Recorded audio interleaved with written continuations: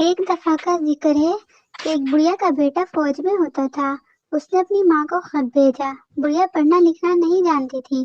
وہ اپنے بیٹے کا خط لے کر دروازے کے سامنے بیٹھ گئی کہ کوئی راستے سے گزرے اور اس خط کو پڑھ کر سنا دے۔ وہاں سے فوجی کا گزر ہوا۔ بڑھیا نے اسے خط پڑھنے کو بولا۔ وہ خط دیکھ کر رونے لگا۔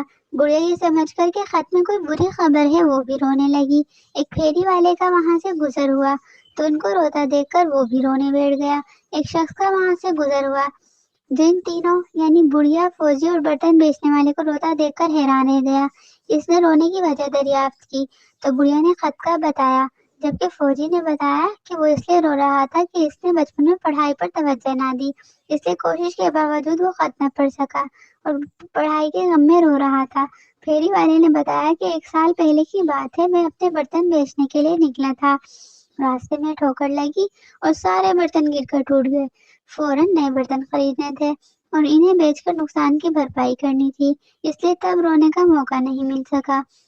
آج انہیں روتا دیکھ کر سوچا میں بھی ان کے ساتھ بیٹھ کر رو لوں۔ جب اس شخص نے خط لے کر پڑھا تو آخر میں سب ہنسنے لگے کہ خط میں کوئی دکھ والی بات نہیں تھی، بلکہ یہ لکھا تھا کہ بڑھیا کا بیٹا امجد اگلے مہینے چھٹی لے کر گھر آ رہا ہے۔ اس طرح کی مزید اچھی ویڈیو سننے کے لیے ہمارے چینل کو سبسکرائب کریں۔ شکریہ۔